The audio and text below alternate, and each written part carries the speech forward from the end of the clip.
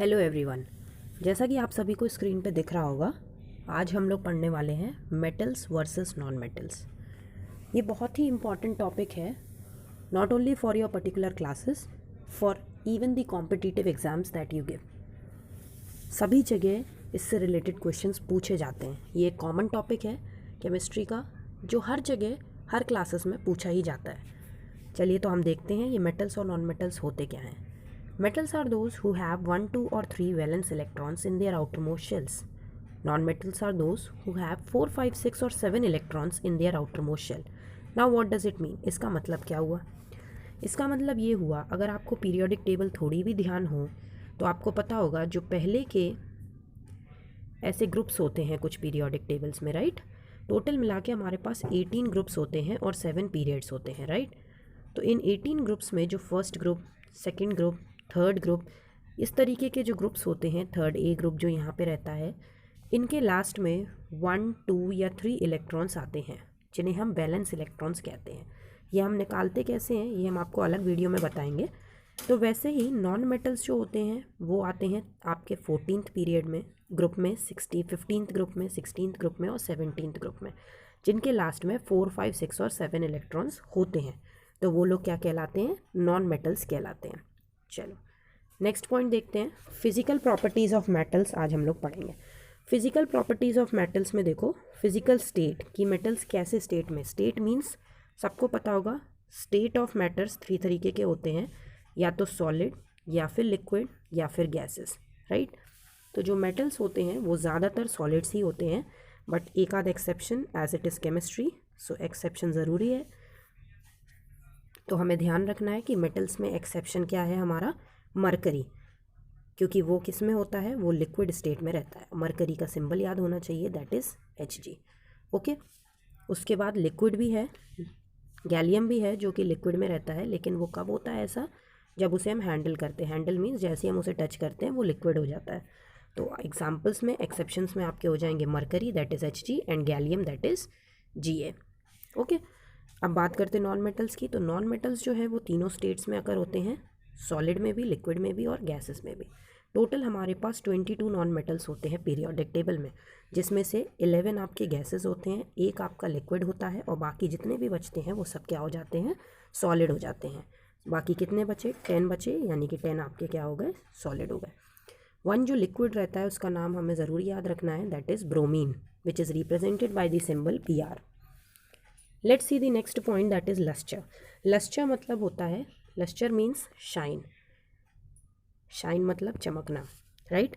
तो मेटल्स जो होते हैं उनमें हाई लस्टर होता है, लेकिन उसमें भी एक एक्सेप्शन है, दैट इज़ लेड। लेड का सिंबल सबको याद होना चाहिए, that is Pb। Then non metals, non metals do not have lustre, but फिर भी हमारे पास एक्सेप्शंस हैं। जितने भी कार्बन के बने हुए एलिमेंट्स होते हैं, जैसे कि डायमंड और ग्रेफाइट, ये लोग बहुत ही हार्ड सब्सटेंसेज होते हैं, और जैसे कि नमक, आयोडीन, ये सब किसके एग्जाम्पल हो गए? नॉन मेटल्स के, पर फिर भी इनमें लस्टर होता है। तो ये इनके एक्सेप्शंस हैं। Third point that differentiates between them is hardness. Now what is this hardness? Hardness मतलब मजबूती होना उनमें। तो मेटल्स जो होते हैं वो हार्ड और स्ट्रॉन्ग है, वो हमें खुद ही समझ में आ जाना चाहिए। जब वो सोडियम है तो वो हार्ड और सॉरी नॉट सोडियम, जब वो सॉलिड्स हैं तो वो नॉर्मल सी बात है, हार्ड तो होंगे ही।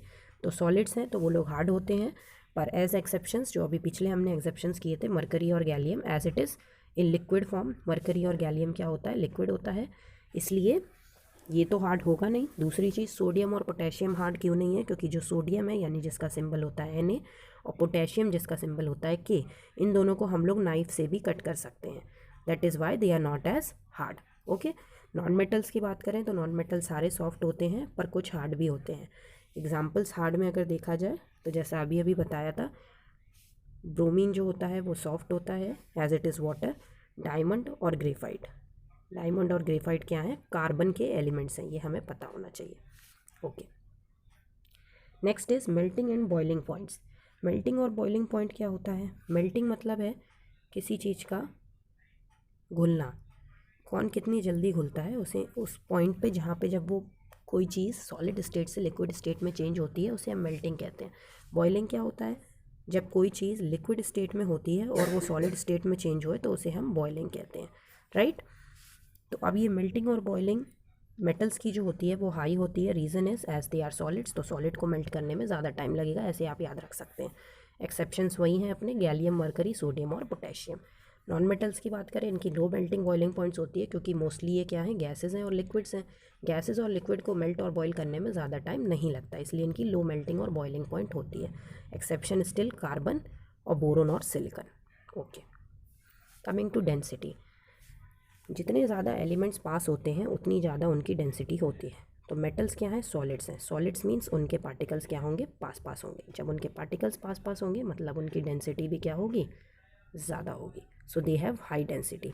और जो अपने हमारे नॉन मेटल्स हैं उनकी लो डेंसिटी होती है। रीज़न फिर अगेन सेम, कि उनके मेटल एलिमेंट्स जो होते हैं वो थोड़े दूर दूर होते हैं। एक्सेप्शंस आपको याद रखने हैं, सोडियम और पोटेशियम, गैलियम और मरकरी। गैलियम मरकरी लिक्विड होते हैं, सोडियम और पोटेशियम नाइफ से कट किए जा सकते हैं, मतलब वो लोगों में भी कुछ ना कुछ स्पेस है। नॉन मेटल्स में अगर हम एक्सेप्शन की बात करें तो एसून, डायमंड। ओके, डक्टिलिटी मतलब क्या होता है, दो वर्ड्स आएंगे अभी एक और, मैलेबिलिटी। डक्टिलिटी मतलब होता है ऐसी चीज़ जिसको आप खींच के पतले वायर्स में ट्रांसफॉर्म कर सकें। कोई भी मान लीजिए ऐसी शीट है, उसको आप चाहो तो पतले पतले वायर्स में जिसको निकाल सकते हो, उसे डक्टिलिटी कहते हैं। मेटल्स अपने डक्टाइल होते हैं और non metals not ductile. Malleability क्या होती है, मेलेबिलिटी मतलब है कि किसी भी चीज़ को थिन शीट्स मतलब बिना टूटे शीट्स बना देना उनकी। जैसे कागज़ होता है ना, पेजेस होते हैं, in that way if you make a sheet, किसी भी मेटल को अगर हम शीट में बदलना चाहें तो वो हाल बदल जाती है, इसीलिए मेटल्स को हम यूजुअली मेलेबल बोलते हैं और नॉन मेटल्स नॉट मेलेबल होते हैं। एट्थ प्रॉपर्टी अगर हम देखें, ब्रिटलनेस। ब्रिटलनेस मतलब होता है टूट जाना। ओके, टूट जाना मीन्स ईजिली ब्रेकेबल, जो आसानी से टूट जाए उसे हम लोग क्या कहते हैं, ब्रिटलनेस कहते हैं। जैसे कांच टूट जाता है ना, तो ब्रिटलनेस का एग्जाम्पल है। जो जितने भी सॉलिड्स होते हैं वो जल्दी नहीं टूट सकते, ठीक है। सॉलिड्स मतलब मेटल्स। सॉलिड्स की जब भी बात करेंगे that means we are talking about metals. तो मेटल्स जो है नॉट ब्रिटल होते हैं और नॉन मेटल्स हमारे ब्रिटल होते हैं, जल्दी टूट जाते हैं।